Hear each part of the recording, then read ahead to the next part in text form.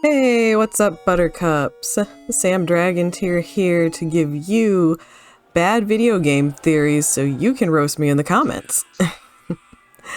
And today I'm going to explain to you why Deltarune is secretly Undership. And this entire theory hinges on one small little thing. Eggs.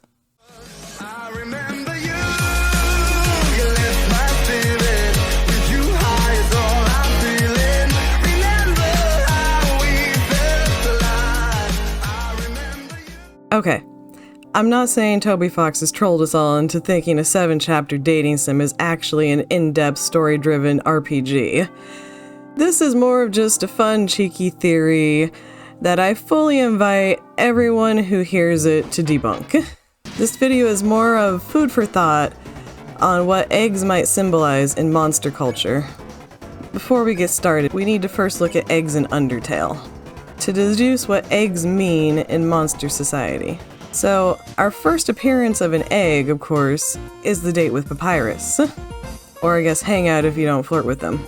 But, out of all the odd graphs and diagrams that pop up in the dating hub on your screen, for some reason the egg seems the most out of place. I mean, yeah, we got things like crime, and the watch for the annoying dog, and what was there, attention meter? I mean, those could all be reasonably explained as something monsters might need on a date. I'm not sure what the age difference is between Papyrus and Frisk, but the crime meter looked a little splotchy. This is a little dubious. Let's move on. But the egg just seems really out of place. Unless it is something needed on a date.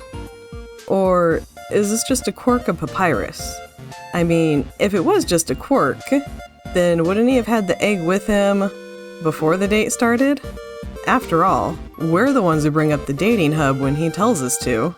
So the things brought up on the dating hub should technically be our doing, right?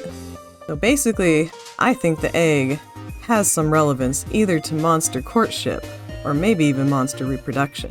But do we see any other instances of eggs that might also indicate this? Well, actually, yes. In Tem Village, a Temmie is watching an egg, and they say they're waiting for it to hatch. And Tem will be proud parent. Is this Tem just being quirky, maybe a little naive, maybe a little dumb? Or are monsters really born from eggs? Probably not hard-boiled eggs. That might just be a Tem quirk. Now, before we move on to Deltarune, there is another egg-related thing I feel we need to bring up. Quiches. When we're inspecting the kitchen in Sans and Papyrus's house, if you inspect the stove, Papyrus will mention that Sans was making something like a quiche, but instead of filled with eggs, it was filled with sugary stuff, other stuff. Now, because we know Sans talks to Toriel and tells jokes with her through the door to the ruins, it could be she just gave him the recipe for her butterscotch pie, and he was trying to recreate it. Or maybe this is intentionally telling us that eggless quiches mean something. Maybe an eggless quiche is a platonic quiche. And then, of course, we have the instance of the psychologically damaged quiche under the bench. The echo flower next to it says, "I just wasn't ready for the responsibility." But how is one not ready for the responsibility of a quiche? Was the quiche made wrong because it was psychologically damaged? Or was the quiche psychologically damaged because the person who made it was not ready? And what was it they weren't ready for? Simply making a quiche? A quiche can be a very complicated dish. But let's be real, I don't think anyone's gonna be that upset about not making the perfect quiche, especially if it's their first try. I think quiches are somehow a symbol of love given to another monster.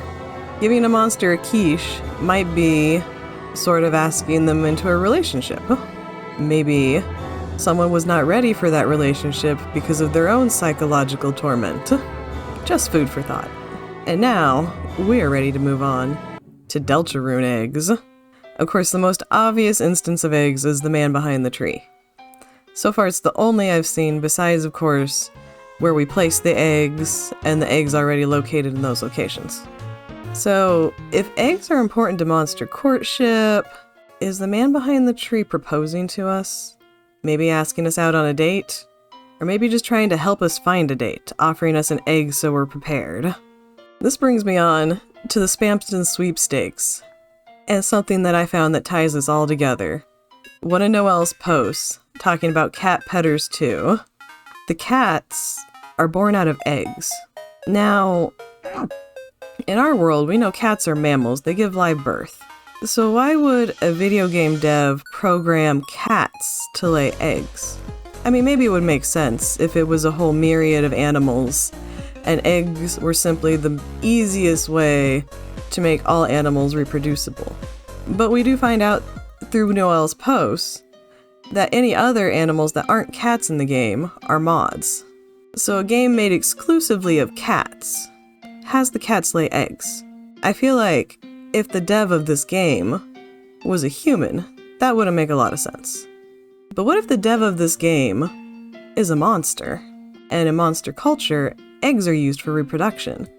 So it makes sense that they might place that same logic onto other species within their games. And now, let's talk about what we do with the eggs in the light world.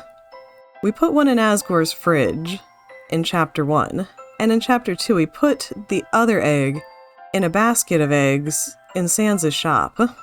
Now, something interesting, which will relate to another theory I have coming up, is after you place the egg, if you go behind the shelving, Toriel comes in to buy eggs.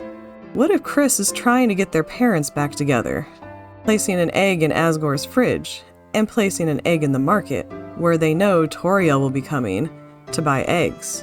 And now I know you're wondering, how did Kris know Toriel was going to buy eggs? Granted, she doesn't end up buying the eggs, she leaves because Asgore comes in and things get awkward.